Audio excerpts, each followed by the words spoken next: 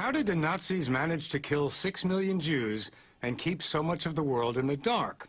Part of the answer is in our story tonight. It concerns a concentration camp called Theresienstadt. It was in Czechoslovakia, and near the end of the war, the Nazis used it to con the world.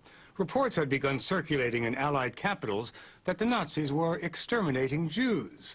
The Nazis wanted to refute those reports, so they took this one camp, Theresienstadt, and turned it, if ever so briefly, into a model town. They shot a movie there to prove how good they were to the Jews, and they invited the Red Cross to inspect it. Central to the deception was the performance of a children's opera called Brundibar. The opera survived the war, and so did a few members of its cast. They're in their mid-70s now, and a few months ago they invited us to spend some time with them. Every summer, a remarkable reunion takes place in these lush mountains in the Czech Republic. A group of friends come together from all over the world. They have one thing in common. They all grew up in the shadow of death, in a concentration camp outside of Prague. They grew up quickly. Helga Kinski couldn't speak about the horror for a full 40 years. Because actually, whatever you did, you didn't have the right to live. You were sentenced to death. And it is something you can't get over. Their friendship began here in Theresienstadt, a transit camp. From here, a garrison town before the war, Jews were sent off to the gas chambers of Auschwitz. Nearly 140,000 Jews from all over Central Europe passed through here, including many of Europe's most prominent artists, who left a record of what it was like. Much of the art has survived, some of it by children. They portrayed how cold and crowded they were, sleeping 30 to a room. Typhus epidemics swept through the camp. The dead were brought to catacombs before being incinerated. Bodies were carried on the same wagons used for bread. Jews weren't gassed here, but more than 30,000 died of disease and hunger. Music flourished in the camp. It was like a Juilliard for Jews. There were classes and concerts in cellars and attics. The hottest ticket in town was a children's opera called Brundibar, which was written by a Czech Jew and smuggled into the camp. It wasn't easy to get tickets. Dita Kraus was in the choir in Brundibar. Tickets were printed for Brundibar? Tickets were printed for every performance. And Brundibar was a difficult ticket to get? Yeah, most, I think. Maybe the most difficult. It was performed 55 times by children in Theresienstadt. Winter wind came blowing, goosey flew up high. It's a fairy tale of sorts, the story of a young brother and sister who, with the help of a cat, a dog, a bird, and the children of the village, defeat an evil organ grinder named Brundibar. The opera ends with a victory song. Back in the camp, the Nazis filmed this performance in 1944. The lead role, the part of Brundibar, was played by a boy named Hansa Treichlinger. He's the kid with the mustache. Everybody loved him, and everybody adored him. Back then, Ella Weisberger played the cat. I wore my sister's ski pants and my mother's sweater, black sweater. This was my costume. Wearing a costume was a relief from what Ella and the other kids had to wear all the time in the camp.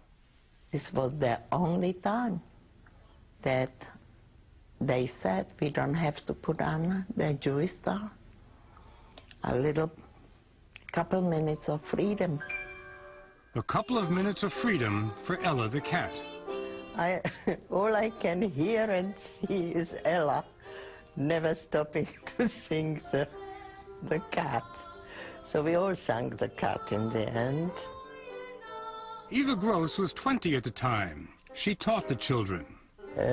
This was very nice, very liberating, and of course the whole, not only the whole room, the whole house, the whole town sang the victory song afterwards. The whole town was mesmerized by the opera, the story of an evil man with a mustache.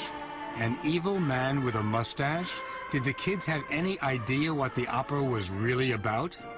Oh yes, they knew exactly the symbolic meaning. I'm sure they did. The whole thing was, of course, symbolic, you know. Brundibar was Hitler. So, oh yes, they knew. It was our way to fight the evil, the Germans maybe. Honda Drury was a member of the chorus. Once she got a chance to play the dog. It's a story of defiance. Didn't the Germans realize that, and weren't they worried about that? Yeah, that's what we wondered all the time. If they don't understand that what we are singing is against them, if they don't understand it, or if they just don't care because they knew what we didn't know, that we are meant all to go to the gas chambers and to die, not to survive. Maybe they thought, let the Jews play a little bit before they go to be killed. But by 1944, reports were circulating in Allied capitals that Jews were being deported and exterminated. The Nazis wanted to refute those reports. They decided on an audacious deception to make Theresienstadt look like a model Jewish town, to invite in the International Red Cross for an inspection, and to make this propaganda film showing what a nice place it was. A beautification plan was implemented immediately. They painted buildings, they planted flowers and opened stores. They put up a bandstand in the town square. Helga Kinski watched it all unfold. They built a kindergarten in a small park. They opened a coffee shop, and they chose the people who sit there and listen to music and drink their coffee, usually young, pretty women. They made Terezin into a beautiful little place. And they made it a lot less crowded. Just before the Red Cross delegation arrived, the Nazis shipped 7,500 people off to Auschwitz, creating more open spaces. The stage was now set. On June 23, 1944, the Red Cross delegates came for their one-day visit, and the show began. The Nazis decided that a performance of Brundibar would be the highlight. Paul Sanford was in the orchestra. He played the trumpet. What was that performance of Brundibar like? It was a little more tense. A little more tense because we had this feeling of, I at least had the feeling, you must not fail. You must play for your life. The Red Cross delegates went exactly where the Nazis took them. They didn't question a single prisoner. They saw no evil. They heard no evil. In fact, the Swiss head of the delegation took these pictures to show how happy the children looked. That's me, standing there. That was taken the day of the Red Cross visit. Yes. Yes. That was a show. I knew it was a show. The deception worked. The final report of the Red Cross delegation read that Theresienstadt looks like a normal provincial town where, and this is a quote, the elegantly dressed women all had silk stockings, scarves, and stylish handbags. The delegates also wrote that Theresienstadt is a final destination camp and that people who come here are not sent elsewhere. In fact, by the time of the visit, some 68,000 people had already been shipped from here to the death camps. And they convinced the world, didn't they?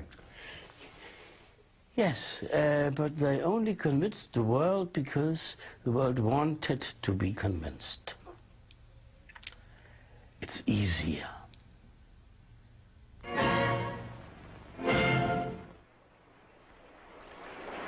When the show was over, the transports to Auschwitz were accelerated. Those who stayed behind, like Ella Weisberger, watched as their friends and fellow cast members were herded onto the trains.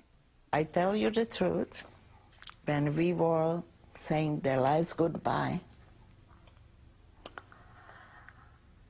to some of, sorry, I can't say it today. I said, I will see you later. I don't want to say goodbye.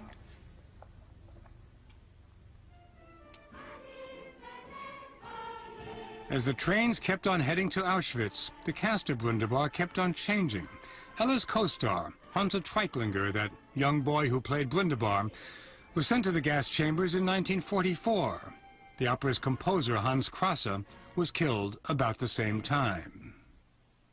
For those who stayed here in Theresienstadt, it meant learning new parts all the time, but that wasn't a problem because everyone knew the opera by heart.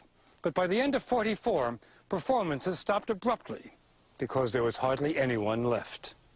Dieter Kraus was 14 when she was bundled onto a train to Auschwitz. For me, the Holocaust started after Terezin. Terezin was still acceptable compared to what was after. The day we left Terezin, the world changed totally, radically. Like very few other cast members of Brundibar, Dieter survived Auschwitz and Bergen-Belsen. But she lost most of her family and many of her friends. So few of them survived. And they were so talented. There were so many wonderful children among them, and promising children. Children that would have become poets and artists, and so many of them. They are all gone for nothing. The cast members of Brundibar who did survive got together this autumn. They walked around Theresienstadt, that old concentration camp, which is now a provincial town again. In Brundibar, children from all over the world perform this opera these days, this fairy tale set to music. Tonight, children from a nearby Czech school put on a performance for members of the original cast.